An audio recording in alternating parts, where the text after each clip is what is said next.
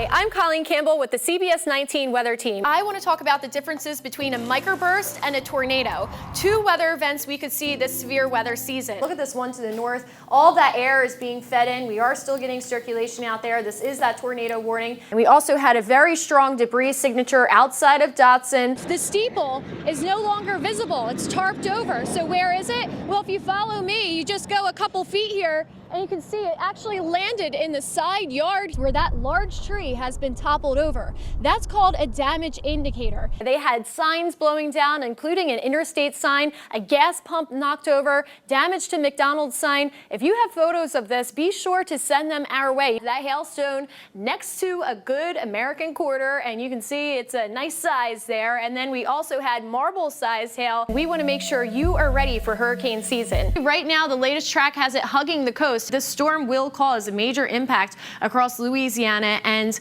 Mississippi. I have some good news. Winds are currently 40 miles per hour. Once those winds get to 38 miles per hour or less, it will be considered a tropical depression. So that means the storm is weakening. However, it's still going to bring a lot of rain, tropical downpours, and flash flooding issues across several states. The calls for help started coming in early this morning as high water swept through Longview's downtown section following all of that heavy rain. Both Green Street and High Street were barricaded off as crews worked to rescue stranded drivers. East Texas offers a number of lakes and pools to enjoy, but before you hit the water, remember these key guidelines. Someone like me, what type of life vest would I pick out? It kind of depends on what you're going to be doing. If you're just going to be cruising the lake and don't plan on getting in the water, then a Type 2 life jacket's fine. Now, although they want you to have a wonderful time this weekend, officials will be out on the lakes making routine checks to ensure everybody is being safe. Aaron, let me tell you, that food smelled divine. He did offer me some, but I was a lady and I just said no. Oh man, I was going to say I'll hang out with Richard all day long. Those burgers looked pretty good. Thanks, Colleen. Okay, so what's your favorite ice cream? I love all flavors, but I'm a classic cookies and cream girl, mint chocolate chip. Okay, I don't like mint. Strawberry? Yeah, I'll go with strawberry. Rocky Road. What's your number one? Probably cookie dough. Chocolate chip cookie dough. Cookie That one's always yes. Well, whatever it is, you better eat it fast because it's going to be hot tomorrow. So yeah, tomorrow will be perfect. Get your tea ready. Make some sun tea maybe. Ever do that? Maybe. No, but I never did that. nice. I'm from Jersey. We don't, but. What's sun tea? You make it bake in the sun, little tea bags, and then it brews. Never heard on of a that. warm day. Yeah, I've heard of it, but I haven't tried it. The more you know. Anyway, just give me some kind of refreshing drink and I'm good. Now, before I head out, I want to ask Kika a question. We'll see if she actually answers it. Kika, I want to know, who is the better meteorologist? Is it Brett Anthony or myself? It's myself, right? Yes. That's right. Oh, I think that was a yes. So Brett Anthony, I don't know. Kika thinks that, I don't know, you might have to shape up a little bit, but of course you're doing a great job. And Brett, the weather is perfect for the East Texas State Fair here.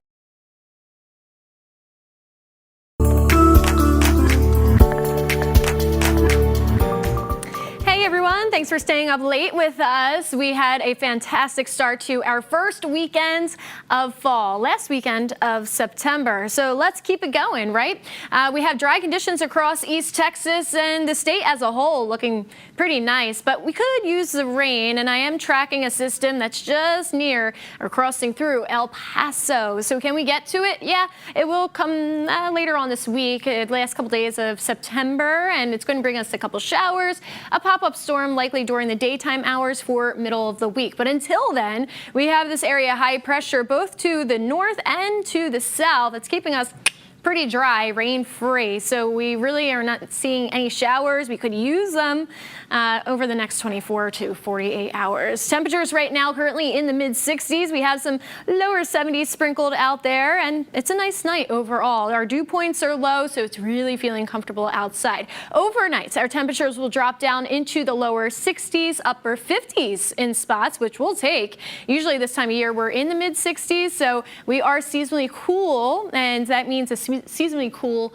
morning. Feels good when you have a nice hot cup of coffee, right? Our Sunday planner, so we just went over the morning temperatures. Let's go into the afternoon. For lunchtime, still nice, 83, 84 by 7 p.m. So temperatures really aren't changing that much. I'm expecting it to get a little bit warmer, at least touch into the 90s in spots with all that sunshine. Speaking of, we have light winds for tomorrow and a couple hours of heat here. So tomorrow is an ozone action day. You see these areas highlighted in orange. What this means is it's unhealthy for some of those groups, the elderly, children, those sensitive to poor air quality. I just want to take it easy for tomorrow, and what you can do to help would reduce your emissions, meaning don't idle those cars in the drive-through line, try to carpool with a friend or maybe walk or ride a bike instead. Don't make any unnecessary trips. Humidity day by day, so it starts to increase as we move towards those rainy days as we finish off September, and then bloop, it drops back down. So we do like that.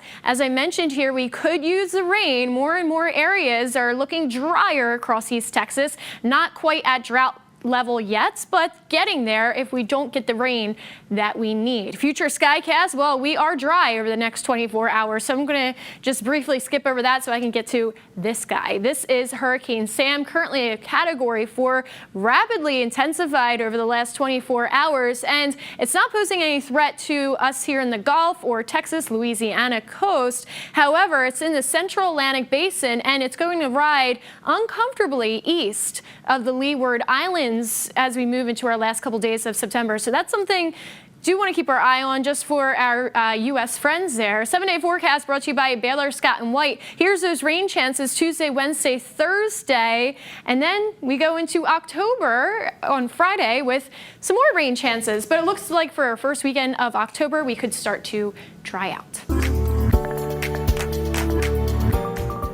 Hey everyone, I hope you've been enjoying the start of your last weekend of summer. That's right, we have a new season on the horizon. We will have a temperature change to accompany that.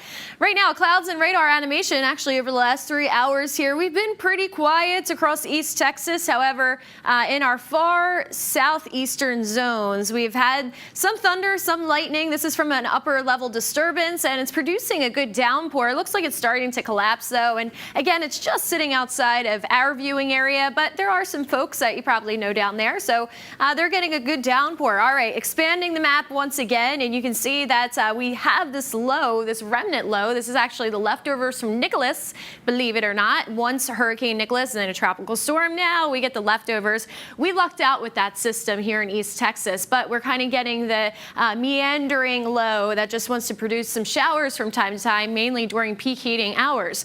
Today's temperatures reached into the upper 80s, even some 90s in a few select spots. Right now, we are sitting in the upper 70s, especially for those areas that were warmer for today. The areas that did see the rain and had a few more clouds, they're sitting in the lower 70s, mainly out to the east around that Louisiana border. Expanding the picture here, Texas, Louisiana, Oklahoma, Arkansas, everybody's pretty much in the same boat temperature-wise, ranging from the low to mid 70s, and then a few areas in the upper 70s too. So we're not getting cooler air mixing in quite yet. We're in our last days of summer, and it's going to feel like that over the next couple days. For tomorrow afternoon, a few showers again, mainly during daytime heating hours, and as we move into the evening, things start to dissipate, clear out.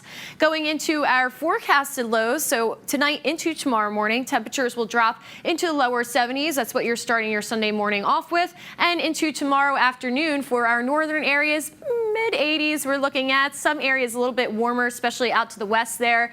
And then for our central areas as well, same story, mid 80s. A few select areas like Palestine, Athens, Canton could trend a little bit warmer just with extra sunshine. And then for deep East Texas, we're looking at the same upper 80s and a few select spots warmer or cooler. Next 3 days, umbrella cast for tomorrow. We have about a 30% chance, again, mainly for those far eastern counties. Monday, a big old goose egg. We're not expecting much rain. In fact, it should be a pretty sunny day. And then Tuesday, 30% chance. Very quickly here, I do want to show you these winds. Tuesday morning coming in from the south, but then Tuesday evening coming in from the north. That's our cold front that's moving through, and we will have temperatures to reflect that. Tuesday, next couple days, will be in the upper 80s, even mid 90s by Monday. But then Wednesday, we cool it down to the lower 80s. That will feel refreshing for our first day of fall. This is brought to you by Baylor Scott & White. We'll be back after the break.